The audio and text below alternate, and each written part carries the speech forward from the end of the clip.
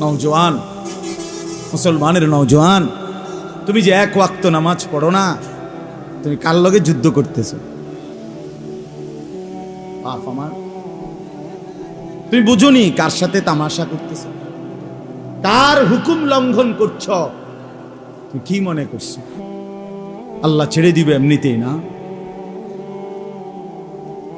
এই সামান্য একটু সুস্থতা, এই যৌবন, এই 18-20 বছরের এই শরীর, এইটুকু পেয়ে একজন শক্ত সামর্থ্যবান সুস্থ সবল যুবক নওজোয়ান দিনের পর দিন, বছরের পর বছর এক ওয়াক্ত নামাজের সেজদা দেয় না, বছরের পর বছর কোনোদিন ফজরের নামাজ পড়ে না। আরে গাদ্দার, তুই কার সাথে গাদ্দারি করছিস?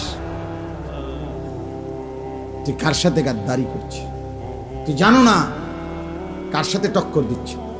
তোমার 5 ওয়াক্ত নামাজের কথা তোমার আব্বাই বলে নাই, আল্লাহ বলছে।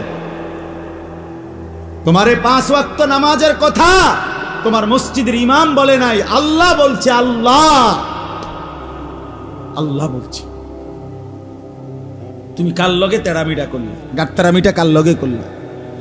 আমি এই জন্য সবসময় বলি, এই পৃথিবীতে আসমানের নিচে জমিনের উপরে সবচেয়ে বড় গাদ্দার, সবচেয়ে বড় গাঁটতারা বেয়াদব কে? বেনামাজি যে হয় সবচেয়ে বড় বেয়াদব, হয় নিকৃষ্ট বেয়াদব, হয় গাদ্দার, হয় গাঁটতারা, হয় ঘাউরা নাম্বার 1। গাউরা নাম্বার 1। আর ভিতরে কোনো ইনসানিয়ত নাই, আর ভিতরে কোনো মনুষ্যত্ব নাই। কারণ সে ছোটখাটো বেয়াদব না, ছোটখাটো গাদ্দার না, সে আল্লাহর সাথে গাদ্দারি করে। আপনি কি মনে করেন হেরে? হেরে আপনি কি মনে করেন? বুঝেন নাই? সে আল্লাহকে কি করে না, কিছুই মনে করে। এই জন্যই তোমরা যারা ভাইয়া এই বড় বড় চুল, লম্বা চুল, এই জঙ্গলি চুল, এগুলো বেঈমানের চুল, এগুলো কাফেরের চুল বেটা, এগুলা পরাজিত ব্যর্থ ফালতু মানুষের চুল। গোটা পৃথিবীর ইতিহাসে কোনো ভদ্রচিত, কোনো সভ্য, কোনো উত্তম আখলাকওয়ালা কোনো মানুষের চুল এমন নাই। হ্যাঁ, বখাটে, দুশ্চরিত্র, আলতু ফালতু, আলতু ফালতুর চুল এগুলো। দুনিয়ার লাইনের কোনো ভদ্রলোকের চুল এমন নাই, আর ওলামায়ে কেরামের তো নাই। বরং এটা কাফেরের চুল, জাহান্নামীদের চুল। এই যে কোরআনে আছে, আল্লাহ বলছে জাহান্নামীদের হাসরের ময়দানে এই বড় চুল ধইরা আর 2 ঠ্যাং ধইরা ফেরেশতা ছাগলের বাচ্চার মতো আলগি দিয়া জাহান্নামে ফেলবে। আল্লাহ তাআলার প্রতিটা ফয়সালার উপরে বান্দা সন্তুষ্ট থাকা, এটাই ঈমানের দাবি। কাজে আবহাওয়ার যে অবস্থা, বৃষ্টি, সেটাও আল্লাহ তাআলার ফয়সালা। তো রোদ, এটাও আল্লাহ তাআলারই ফয়সালা। রাত, এটা যেমন আল্লাহ বানান, তো দিন এটা আল্লাহই বানান। ঠিক রোদও আল্লাহই দান করেন, বৃষ্টিও আল্লাহই দান করেন। হাদিসের মধ্যে আছে, আল্লাহ তাআলা বলছেন হাদিসে কুদসি, আল্লাহ বলেন মান লাম ইয়ারদা বিকাদাই ফালিয়াতলুব রাব্বান সিওয়াই। আমি আল্লাহর ফয়সালার উপরে যে সন্তুষ্ট নয়, সে যেন আমাকে বাদ দিয়ে অন্য কাউকে খুঁজে নেয়। আমাকে বাদ দিয়ে যেন অন্য কাউকে তালাশ করে নেয়। এখন এমন কোনো সুযোগ আছে কি আল্লাহকে বাদ দিয়ে অন্য কাউকে তালাশ করে নেওয়া? এই জন্য একটা জরুরি বিষয় মনে রাখতে হবে, আমাদের প্রত্যাশা মতো যদি কিছু হয়, তবুও আল্লাহর দিকেই ফিরে থাকতে হবে। আমাদের প্রত্যাশা মতো যদি নাও হয়, তবুও আল্লাহর দিকেই ফিরে থাকতে। বান্দা আল্লাহকে বাদ দিয়ে ভাবতে পারে না কোনো কিছু, তারই বলে মুমিন। ওয়া আলা রাব্বিহিম ইয়াতাওয়াক্কালুন। আল্লাহ তাআলা বলেন, আমার মুমিন বান্দা তারা যারা সর্বাবস্থায় রবের উপরে, আল্লাহর উপরে ভরসা করে। কোরআনুল কারীমের মধ্যে আছে, আল্লাহ তাআলা বলেন তিনি হাসান, তিনি কাঁদান। তাইলে মুখের হাসি আল্লাহর দান, চোখের কান্না আল্লাহরই দান। অসুস্থতা আল্লাহরই ফয়সালা, তো সুস্থতা আল্লাহরই ফয়সালা। এই জন্য বাপ এটা জরুরি বিষয়। যদি সম্ভব হয় তাইলেই বললাম, যদি সম্ভব না হয় আমরা আসলাম আল্লাহর জন্য, জমা হলাম। আল্লাহ চাইলে এই জমা হওয়া, এই একত্রিত হওয়ার দ্বারাই আল্লাহ তাআলা জিন্দেগীর গুনাহ মাফ করবে। হাদিসের মধ্যে আছে আল্লাহর কিছু বান্দা একত্র হলে আল্লাহর জন্য, তো আল্লাহ তাআলা মজলিস শেষ হলে আল্লাহ তাআলা ফেরেশতাদেরকে সাক্ষী রেখে বলে, আমি আমার এই সবগুলো বান্দা যারা আমার জন্য একত্র হয়েছিল আমি তাদেরকে মাফ করে দিলাম। তো ফেরেশতারা এরকমটাও বলে যে আল্লাহ, কিছু কিছু লোক এখানে এমনও আছে যারা আপনার সন্তুষ্টির জন্য বসে নাই, এমনি কোনো প্রয়োজনে আসছিল, এমনি হঠাৎ এসে একটু বসছে, তেমন কোনো উদ্দেশ্য ছিল না। ইন্নামা জা আলি হাজাতিন, সে তার ব্যক্তিগত কোনো প্রয়োজনে বসছিল। পরে কি করবেন?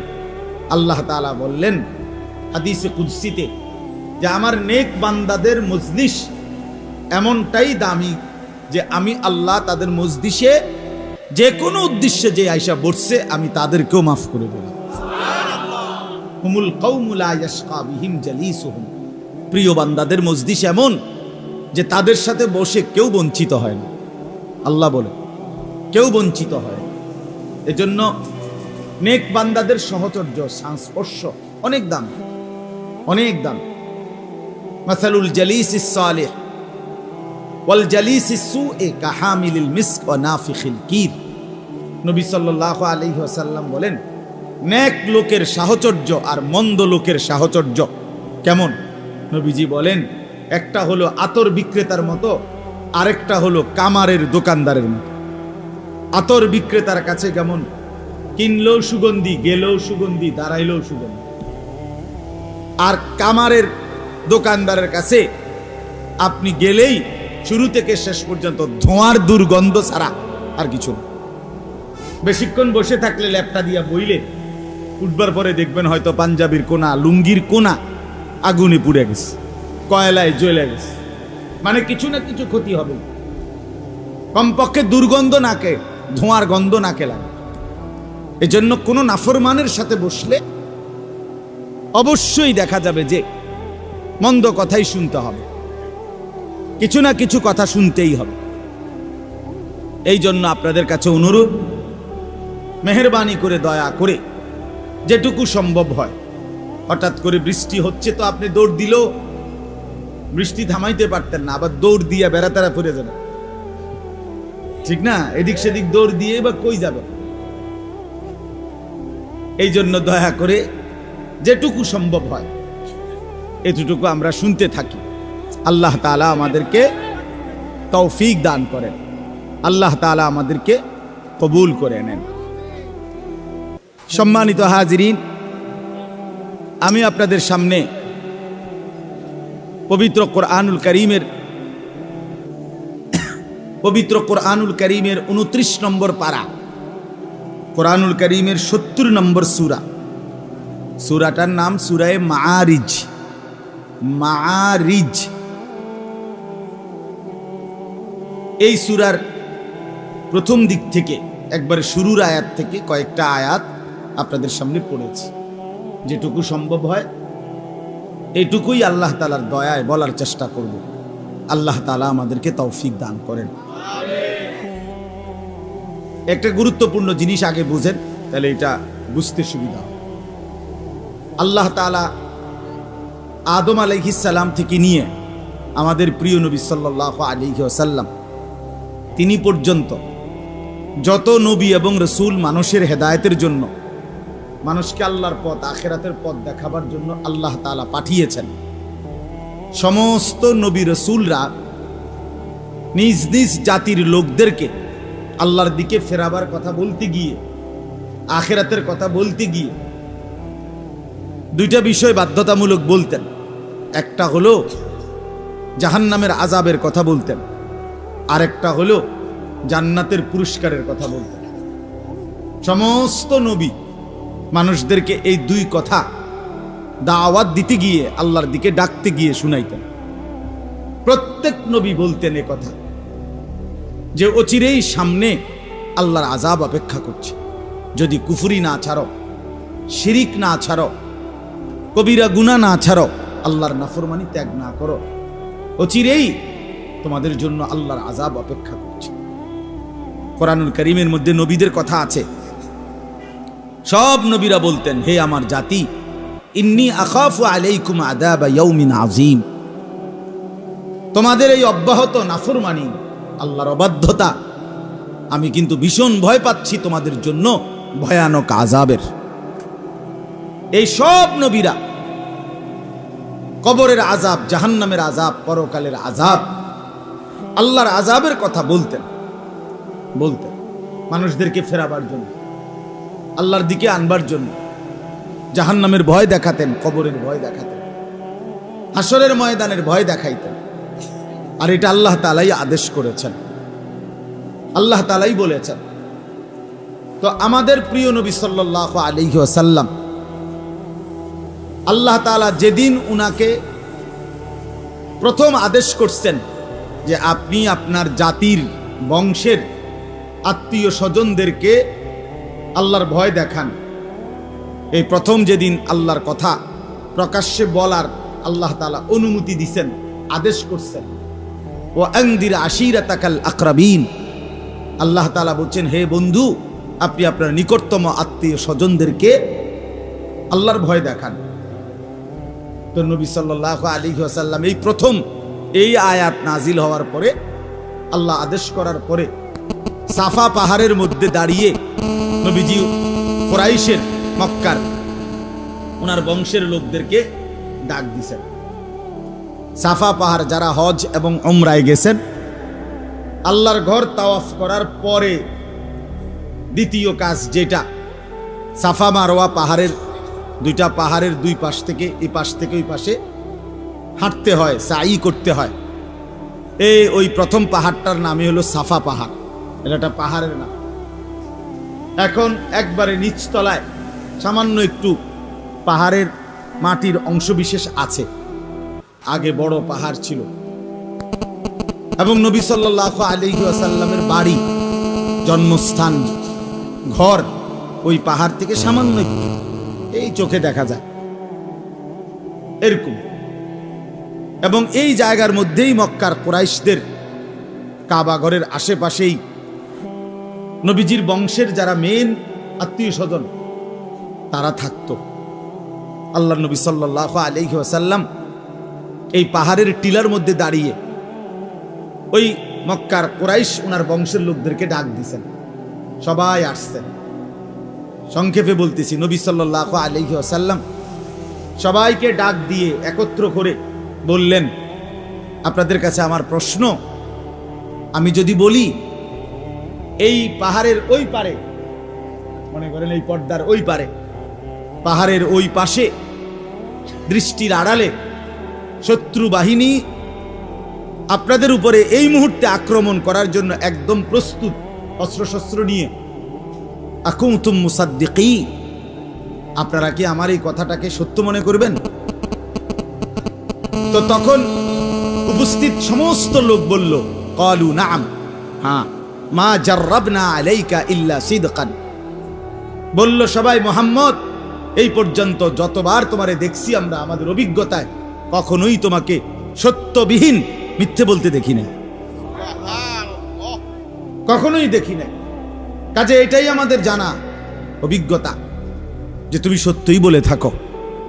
এই তখন সর্বপ্রথম নবী সাল্লাল্লাহু আলাইহি ওয়াসাল্লাম ওনাদেরকে বললেন, ফাইন্নী নাযীরুন লাকুম বাইনা ইয়াদাই আযাবুন শাদীদ, তাহলে হে আমার জাতি শোনো, আমি মুহাম্মদ তোমাদেরকে ভয় দেখাচ্ছি, বাইনা ইয়াদাই আযাবুন শাদীদ, অত্যন্ত ভয়ানক মর্মান্তিক আযাবের, যা তোমাদের জন্য অপেক্ষা করছে। তোমাদের এই কুফরি, তোমাদের এই শিরিক, তোমাদের এই আল্লাহর অবাধ্যতা, তোমাদের এই পাপের সাগরে ডুবে থাকা, এটা তোমাদেরকে আযাবের মধ্যে নিপতিত করবে। এই প্রথম যেদিন আল্লাহর নবী সাল্লাল্লাহু আলাইহি ওয়াসাল্লাম মানুষদেরকে আল্লাহর দিকে ডাকছেন, প্রথম দিনেই আখিরাতের আযাব, পরকালের আযাব, জাহান্নামের আযাব, হাসরের মাঠের আযাব, ভীষণ ভয়ানক আযাবের কথা বলছে। এবং পরবর্তী 23 বছর একটানা সব সময় নবীজি সাল্লাল্লাহু আলাইহি সাল্লাম মানুষকে যাই বলছেন তার মধ্যে এই দুইটা জিনিস কমন ছিল। একটা হলো জান্নাতের সুসংবাদ, আর হলো জাহান্নামের আযাবের ভয়। জাহান্নামের আযাবের ভয়। আমার বাপ, আমার বলার উদ্দেশ্য হলো এই যে নবীজি আযাবের কথা বলা শুরু করছে, এই প্রথম দিন থেকেই দুষ্ট কাফের কুরাইশরা, কাফেররা নবীজি সাল্লাল্লাহু আলাইহি সাল্লামের এই কথাটাকে প্রত্যাখ্যান করছে, উড়াইয়া দিছে এবং ঠাট্টা করত, মস্কারি করত, তিরস্কার করত। এক পর্যায়ে এই সূরার শুরুতে আছে যার কথাটা, এই মক্কার কাফেরদের মধ্যে একজন কাফের সর্দার ছিল নজর ইবনে হারেস। আবু জেহেল, আবু লাহাবের মতো সেও ছিল নবীজির প্রচন্ড বিরোধিতাকারী। নজর ইবনে হারেস এই কাফের বেঈমান এতটা অহংকারী ছিল, এতটা ঔদ্ধত্যপূর্ণ ছিল, সে প্রায় দিনে নবীজির কাছে আইসা বলতো, ডাইরেক্ট বলতো, মুহাম্মদ ওই যে তুমি যে কও আযাব আসবে, অহন আইতে কও, এখন দিতে কও, তোমার আল্লাহরে কও এখন আযাব চাই। কেডা দেয়? কি দেয়? দাও, বলো আমি আযাব চাই, দাও এখন দাও। এরকম জঘন্য ছিল। মানুষ যখন অহংকারী হয়, মানুষ যখন নিজের উপরে অহংকারী হয়ে যায়, মুতাকাব্বির হয়, তখন সে আল্লাহকেও পরোয়া করে না। অথচ তার আন্দাজ করা উচিত ছিল সে আযাবটা কার কাছে চাচ্ছে, আল্লাহর আযাব চাচ্ছে, কিন্তু সে এটাকে মোটেই পরোয়া করে না। তো আল্লাহ তাআলা এই নাফরমান লোকটা নজর ইবনে হারেস, এই কাফের কুরাইশ, তার এই আবেদন যে সে সরাসরি আযাব চাইতো, তো আল্লাহ তাআলা ওই কথাটা এখানে উল্লেখ করছেন এই সূরার শুরুতে। আল্লাহ তাআলা বলেন, সাআলা সাইলুম বিআযাবি ওয়াকি'। বন্ধু, আমি শুনতেছি একজন আহ্বানকারী প্রতিনিয়ত আপনার কাছে নিশ্চিত আযাবের ব্যাপারে আহ্বান করছে, আপনার কাছে চাচ্ছে সে। আমি এটা শুনতেছি, আমি এটা দেখতেছি। তো আপনি তারে বলেন, লিল কাফিরিনা, আযাব কিন্তু নিশ্চিত বেঈমানদের জন্য আসবেই আসবে। তুমি মস্কারি মনে করো না, তুমি ঠাট্টা মনে করো না। লাইসা লাহু দাফি', আর সেই আযাব যখন আসবে তো কায়নাতের কারো শক্তি নাই সেটা প্রতিহত করবে, প্রতিহত করবে। আল্লাহ তাআলা কোরআনুল কারীমের অন্য জায়গায় বলছেন, আওয়ালাম ইয়ালাম আন্নাল্লাহা কাদ আহলাকা মিন ক্বাবলিহি মিনাল কুরুনি মান হুয়া আশাদ্দু মিনহু কুওয়াতান ওয়া আকতারু জামাআ। আল্লাহ বলেন, অবিশ্বাসী নাফরমান, তুমি জানো, তুমি যে আমি আল্লাহর নাফরমানি করছো, এই বান্দা তুমি কি জানো, খবর নাও, আমি আল্লাহ ইতিপূর্বে তোমার আগে শক্তিতেও বেশি ছিল, সম্পদেও বেশি ছিল, এমন অগণিত জাতি, ব্যক্তি, গোষ্ঠী আমি আল্লাহ ধ্বংস করে দিয়েছি, ধ্বংস করে দিয়েছি। আল্লাহ বলেন, আরে বেঈমান, আযাবের ব্যাপারে সন্দেহ মনে হয়, তুমি কি জানো না আমি আল্লাহ ইতিপূর্বে কাউকে আযাব দেই নাই?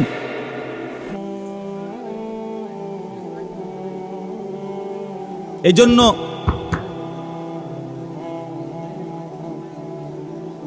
আল্লাহ মাফ করে দেন, আল্লাহুম্মা হাওয়ালাইনা ওয়ালা আলাইনা, আল্লাহুম্মা হাওয়ালাইনা ওয়ালা আলাইনা, আল্লাহুম্মা হাওয়ালাইনা ওয়ালা আলাইনা, আল্লাহুম্মা হাওয়ালাইনা ওয়ালা আলাইনা। ঝড় বৃষ্টি হলে আল্লাহর নবী সাল্লাল্লাহু আলাইহি ওয়াসাল্লাম এই দোয়া পড়তেন। অর্থ হলো, আল্লাহ এই বৃষ্টি বাদল এটা আমাদের পক্ষে দিয়েন, আমাদের বিপক্ষে দিয়েন না। অর্থাৎ এটা যেন আমাদের জন্য মুসিবত না হয়, এটা যেন বন্যায় রূপ না নেয়, এটা যেন জলোচ্ছ্বাসের রূপ না নেয়, বড়সড় কোনো মুসিবত না আসে। আল্লাহ তাআলা আমাদের সবাইকে হেফাজত করেন। তো বাবা বলতেছিলাম, আল্লাহ তাআলা বললেন ওই কাফেরকে, আরে নাফরমান, কার কাছ থেকে আযাব চাচ্ছ, কার আযাবকে টিটকারি মারতেছ, কার শাস্তিকে তুমি জানো না? আমি আল্লাহ তাআলা সেই নূহ আলাইহিস সালামের উম্মত, হুদ আলাইহিস সালামের উম্মত, সালেহ আলাইহিস সালামের উম্মত, শুআইব আলাইহিস সালামের উম্মত, ফেরাউন, নমরুদ, কারুন, এরকম কত বড় বড় ব্যক্তি এবং কত বড় বড় গোষ্ঠী সম্প্রদায় আমি আল্লাহ তাআলা আযাব দিয়ে এই পৃথিবীতে নিশ্চিহ্ন করে দিছি। এটা কি নতুন কথা? বলেন, এটা নতুন? তো আল্লাহ তাআলা বলেন, বন্ধু আমি শুনতেছি এই নাফরমান আল্লাহর আযাব চাচ্ছে, আপনি তারে বলে দেন আযাব কিন্তু নাফরমানের জন্য নির্ধারিত, এটা কেউ ঠেকাইতে পারবে না। প্রতিটা নাফরমান, প্রতিটা পাপী, প্রতিটা অবাধ্যতা, বিশ্বাস করেন খোদার কসম বাপ, আমি আর আপনি যে যেই পাপের সাথে জড়িত আছি, অন্যায়ের সাথে জড়িত আছি, যার দ্বারা যেই গুনাহ হচ্ছে, আল্লাহর নাফরমানি হচ্ছে, আল্লাহ তাআলা বলছেন আযাব কিন্তু নির্ধারিত, আযাব নির্ধারিত। আহসাহুল্লাহু ওয়া নাসু, আল্লাহ তাআলা বলেন বান্দা আমি তোমার জিন্দেগি গুনে গুনে রাখছি, তুমি ভুলে গেছো। গুনে গুনে রাখতেছি, গুনে গুনে। ওয়া কাফা বিনা হাসিবিন, আল্লাহ বলেন বান্দা তোদের হিসাবের জন্য আমি আল্লাহ একাই যথেষ্ট। ওয়া কাফা বিদুনুবি ইবাদিহি খাবীরাম বাসীরা, আল্লাহ বলেন আমার প্রত্যেকটা বান্দার গুনাহের খবর রাখার জন্য, দেখার জন্য আমি আল্লাহ একাই যথেষ্ট। এজন্য বাপ আল্লাহ তাআলা বলেন মিনাল্লাহি দিল মাআরিজ, নবী আপনি বলেন কার পক্ষ থেকে আযাব আসবে? শোনো, যিনি সুউচ্চ সুমহান ক্ষমতার অধিকারী, সেই মহান আল্লাহ।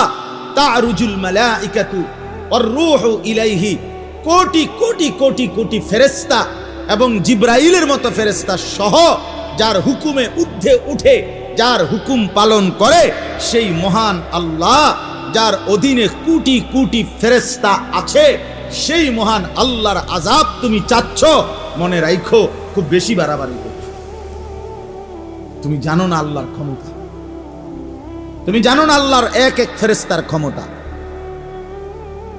হাদিসের মধ্যে আছে আল্লাহর নবী সাল্লাল্লাহু আলাইহি ওয়াসাল্লাম বলেন আল্লাহ তাআলা যেই ফেরেশতাকে বলছিলেন হযরতে লূত আলাইহিস সালামের জাতি, পুরা এলাকা, পুরা মানুষ, গরু, ছাগল, আসবাবপত্র, ঘর দুয়ার সবগুলো শুদ্ধা, আল্লাহ তাআলা একজন ফেরেশতাকে বলছিলেন যে এদেরকে পুরা এলাকা সহ একসাথে সাতবক জমিনের নিচের মাটি সহ আলগি দাও।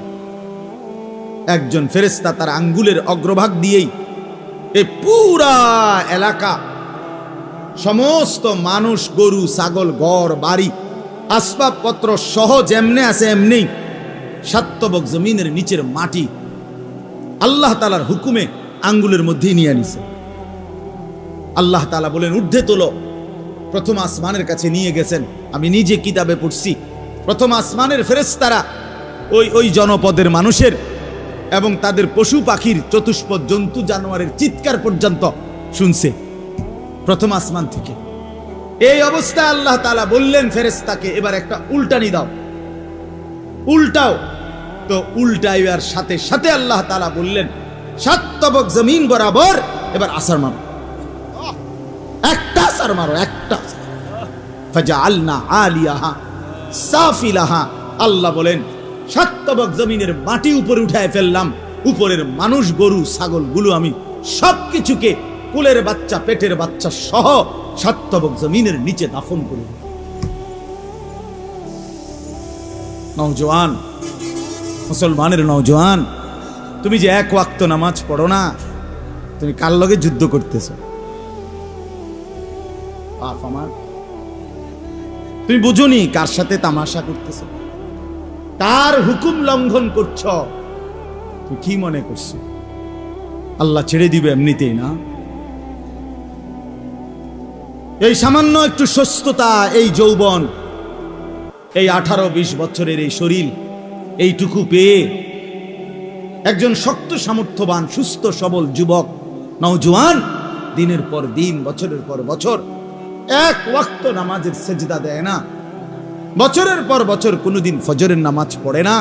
আরে গাদ্দার, তুই কার সাথে গাদ্দারি করছিস? তুই কার সাথে গাদ্দারি করছিস? তুই জানো না কার সাথে টক্কর দিচ্ছিস? তোমারে 5 ওয়াক্ত নামাজের কথা তোমার আব্বাই বলে নাই, আল্লাহ বলছে। তোমারে 5 ওয়াক্ত নামাজের কথা তোমার মসজিদের ইমাম বলে নাই, আল্লাহ বলছে। আল্লাহ বলছে। তুমি কার লগে তেরামিটা করলে, গাট্টারামিটা কার লগে করলে? আমি এই জন্য সবসময় বলি, এই পৃথিবীতে আসমানের নিচে জমিনের উপরে সবচেয়ে বড় গাদ্দার, সবচেয়ে বড় গাঁটতারা বেয়াদব কে? বেনামাজি যে।